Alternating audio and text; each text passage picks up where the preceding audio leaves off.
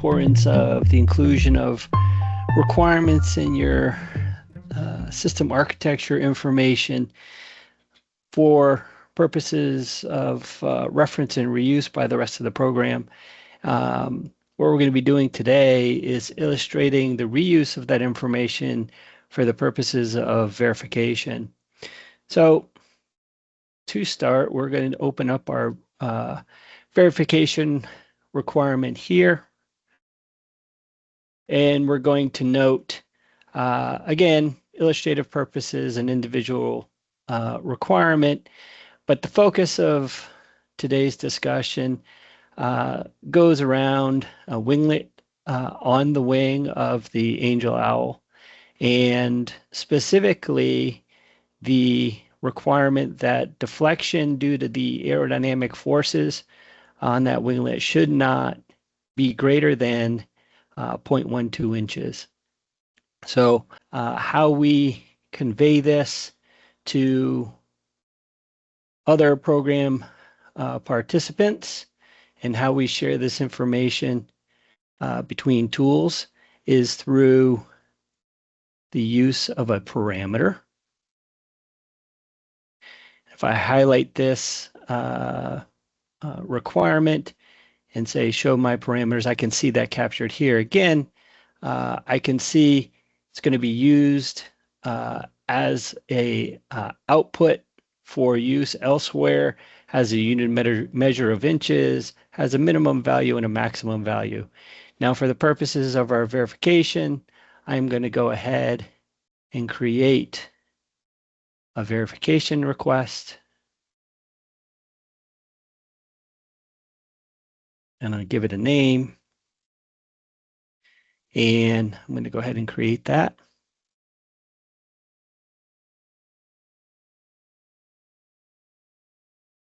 So here I have my verification request.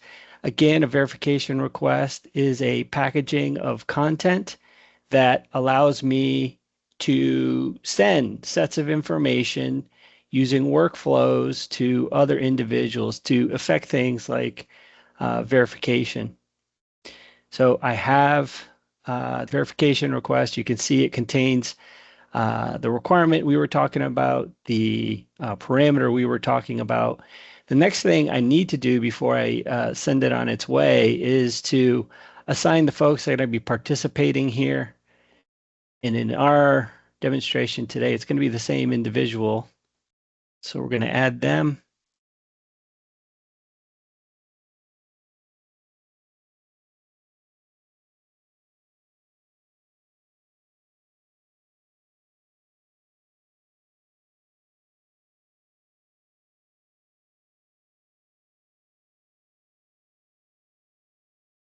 Wow. So after we have put the participants into the verification request, the next step for us is to go ahead and submit that to a workflow.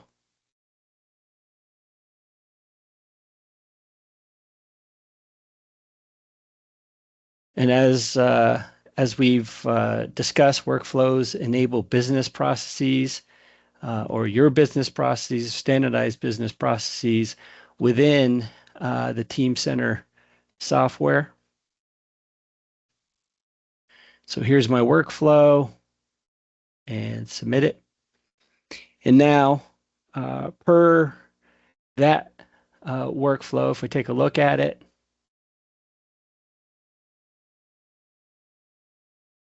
it'll have both a tabular and a graphical representation.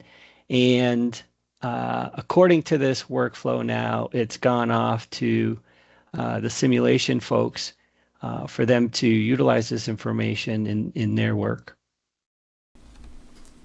Next, we'll link the requirement to the simulation model and see if it passes or fails.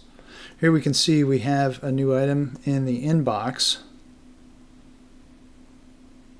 Let's go ahead and open that.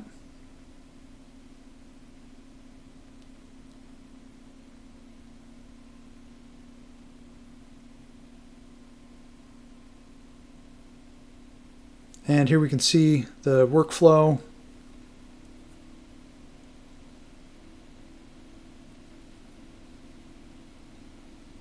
and our tip deflection requirement.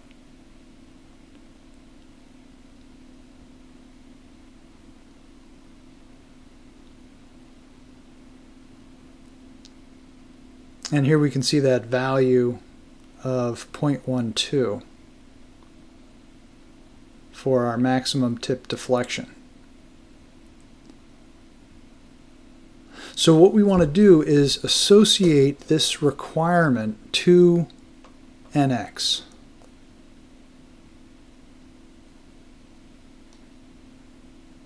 Then if we go back to NX, to our HD3D tools, we can look at our requirement validation and see the requirement in NX.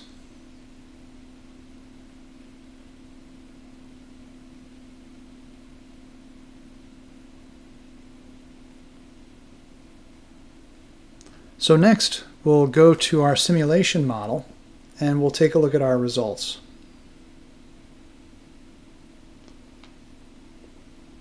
And we'll look at our displacement results, and here you can see the maximum tip deflection exceeds the requirement of 0.12. Next, we'll link that tip deflection to our requirement using a result measure.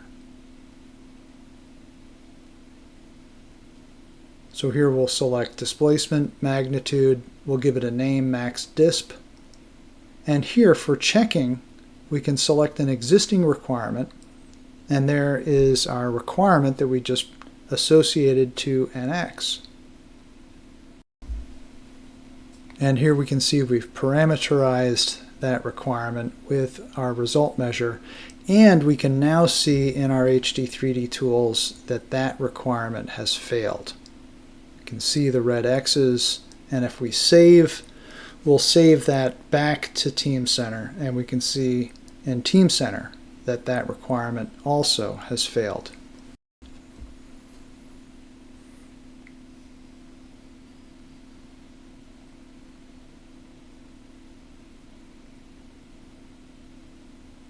All right, so now the job of the analyst is to advance the workflow by putting in some comments and specifying that that specific requirement has failed.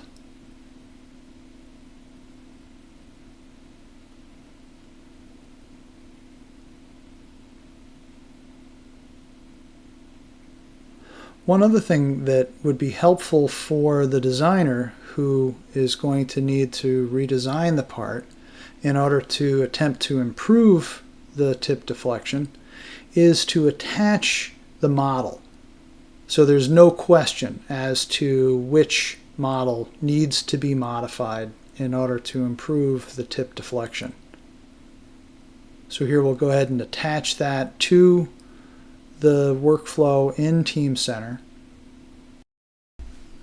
And then by failing this requirement, and we'll also put in some comments for the designer, it's going to automatically route it back to the designer to improve the design by removing the hole. So now as the designer, I'm going to reload to check my inbox. And I can see that I have a new task in my inbox. I'll open that up within NX. I can see here the requirement. Okay, now that I've opened the requirement that has been passed to me, if I go to the workflow tab, I can see in the comments that I need to suppress this hole on this model here. If I select this and view the attachments on the model, I can see the spar that I'm going to be working with. I can open this up.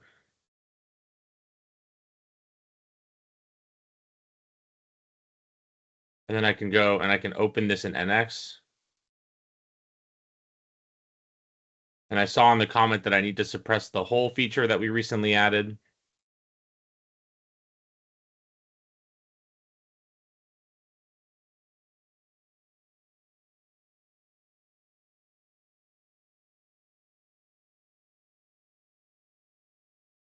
You can see the hole already here. This whole feature that was created in the model, I can just go through, suppress that down, save my model.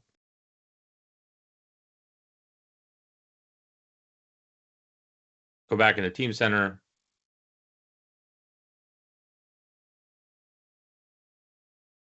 Go back to that requirement that was passed to me, go to the overview.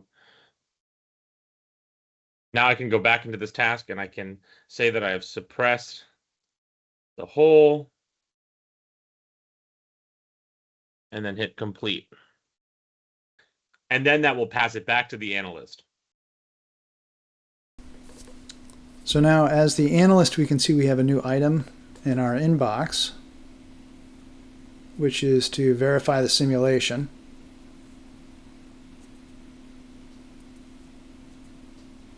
And we can also see that the design has been modified, and we'll need to reopen our design model in order to see those changes.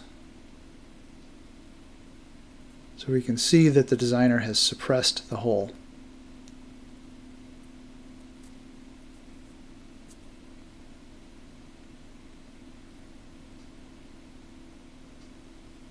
So we'll go back to our master CAD geometry.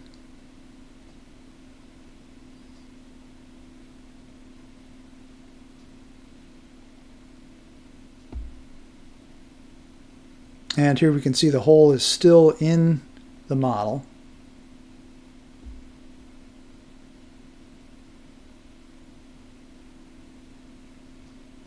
So what we need to do is reopen that particular component that has the change.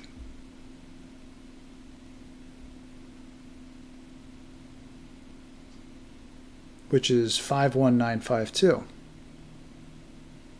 So we'll go ahead and close and reopen the part, and we'll see the hole is no longer there.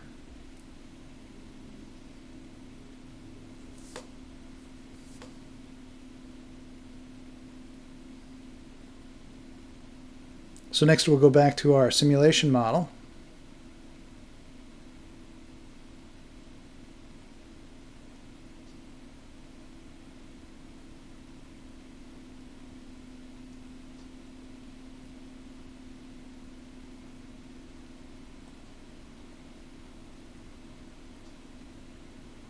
But first let's go to our idealized part, and we can see that the mid-surface has updated to reflect the removal of the hole. You can see some of the other components that are around it as well. If we want, we can turn on the visibility of the other components.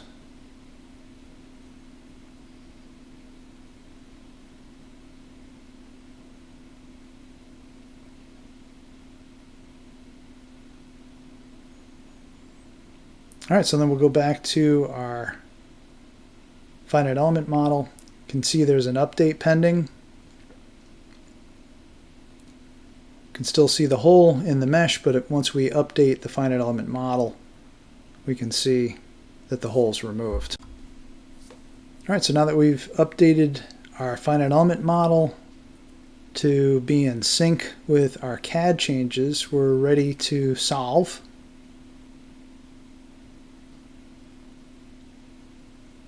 It's maintained all of our loads, constraints, material properties. So it's very quick and easy to keep the model in sync with the CAD changes. And once we've completed solving, we can view our results.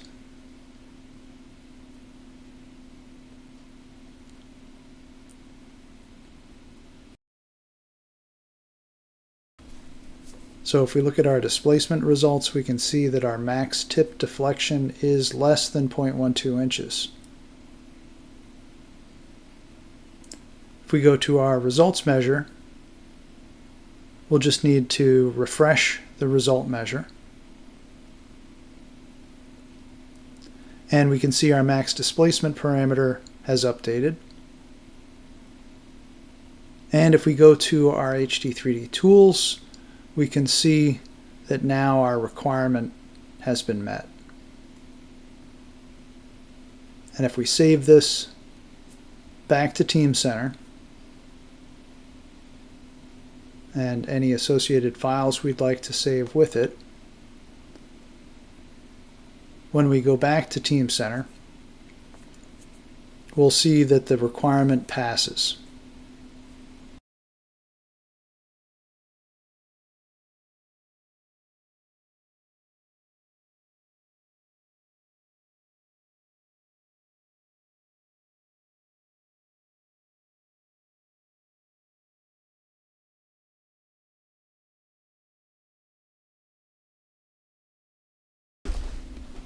So here, if we open the requirement, we can see on the Overview tab, if we scroll down, that now the requirement passes.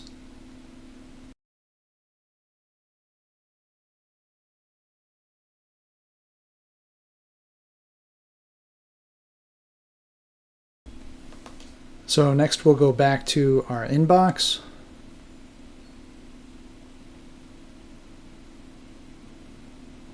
Where we can go back to the requirement and confirm that the requirement has passed.